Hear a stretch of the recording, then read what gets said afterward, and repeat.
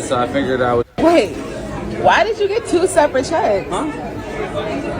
Why did you get two separate checks? They said if we wanted to split it, so I figured I would just. If you wanted to split, are you kidding me? You asked me out. You didn't tell me you had 9 kids. So because I have 9 kids, you're not gonna pay for my food? Yeah, no. So you bring me out on Mother's Day, and because you find out that I have 9 kids, you're not gonna cover my bill. Yeah, no. You were supposed to let me know that beforehand. You said you had a kid, not 9 kids. No, you asked me that I have kids. I said yes. You know what? You know what? I'm gonna leave.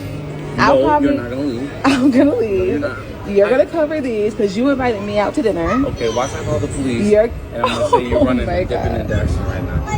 Wow. I'm gonna say you dipped and dashed. Oh my God. Man, that's Babylon the Great for you.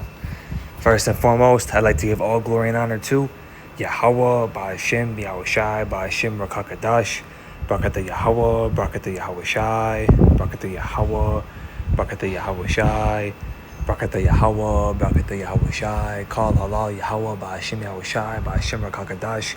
Double honors to the elders and apostles at Great Millstone who rule well and teach well. Peace and salutation unto the Lord's elect. The brother Yawasop here once again with a quick little lesson through the spirit. Came across that video, man, and it appears to be that, that woman has 9 kids, and most likely they're from different baby daddies. With that being said, she's trying to, take advantage and swindle a man here, and it doesn't seem like he's falling for it, man. And this is the deal, man, with Babylon. These are the type of woman, these are the type of pickings that we have to choose from. We got women with kids from multiple baby daddies. They think they can call the shots. They think they could have it their way. Ultimately, the Lord's going to punish women like that, man. He's going to punish the Keisha and the Big Shirley. All right? And it's just a couple of precepts, man. This is the book of Proverbs 21 and 19. It is better to dwell in the wilderness than with a contentious and angry woman. So instead of her, taking it on the chin, saying, you're right, I didn't make that clear to you. She wanted to act like she was the one that was the victim. Oh, you took me out, you're telling me this now. And he's like, yo, I'm not paying for your 9 kids, man. It's going off. And she wanted to, make him look like he was the bad one for it, put him on blast. It's better to be in silence, man. Dwell in the wilderness. Be in peace, man, than to have some barking Keisha in the back of your head all the time, man. Because really, where's that going to get you? It's going to take you out of the spirit. It's going to bring you more and more in the flesh. And we have to see this, man. Akim, this is it. That's the result just of a little bit of play while we're here. Do you really want to go through all of that? Do you really want to get with the woman, get her pregnant, and deal with that? This is why the elders and apostles say, deal with the woman, accordingly. They don't even have them living in the same house as them. The elder apostles don't even have the woman living in the same house as them. Elder apostle Tahar said that. You need space, man. You need space to be in the spirit. And there's a treasure to be desired in the oil and dwelling in the wise, but the foolish man spendeth it all. So, you got to dwell with the wise at the end of the day. A wise man sees that this is not healthy for his spirit, and he moves away. All right. And this is a similar precept. Proverbs 25 and 24. It is better to dwell in the corner of a housetop than with a brawling woman in a wide house. So you can have a huge mansion, man. Big house, nice house, a lot of food at the table. But it's better to dwell in the corner, man, eating crumbs, if you're going to have the peace of mind and be in solitude. At the end of the day, a man wants peace from his woman. He doesn't sign up to get bickered at all day, to have his woman take his kids away from him. That's not why that's not what he signed up for. But these women, man, their face changed like the moon, as the scriptures say. Face changes like the moon. The rock. Their face changes like the moon, so you can't really rely on them, man. Face changes and you be online. Let's see if this pulls up. Okay.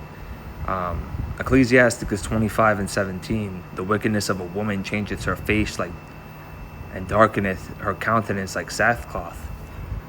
You know, so she doesn't know what she wants, man. A wicked woman doesn't know what she wants. She can't make up her mind. You know, women in general, yeah, they can't make up their mind. You know, they this is why they need a man to lead them, man, through the spirit. You know, and you can't really expect a woman to make,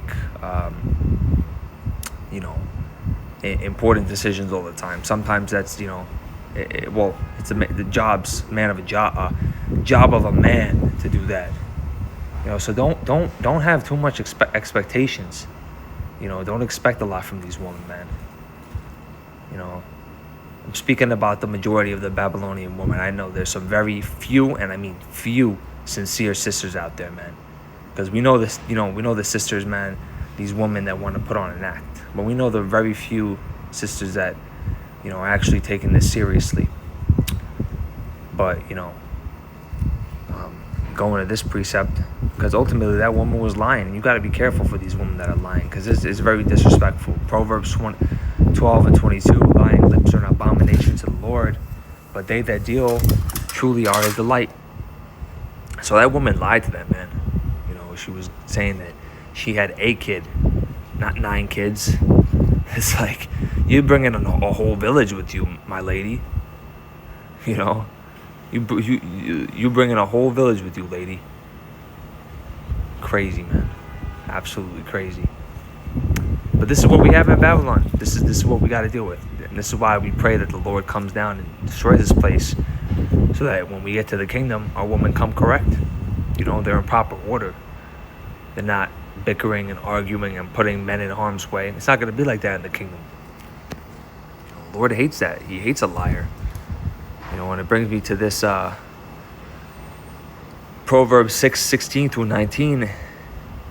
These things thou the Lord hate, yes, 7 are an abomination to him: a proud look, a lying tongue, and hands that shed innocent blood, a heart that deceiveth wicked imaginations, and feet that be swift running into mischief, a false witness that speaketh lies, and he that soweth discord among brethren. So, you know, that Keisha was, you know, speaking lies. She was sowing discord among that, you know, that man right there. And she was devising wicked schemes, you know, and she has a proud look. She's over here with her chest puffed up high, talking about how you're not gonna pay for my 9 kids. Man, you crazy. You crazy. You know, and you got to see this for what it is. Sometimes it's just better to be single, you know, as Paul says.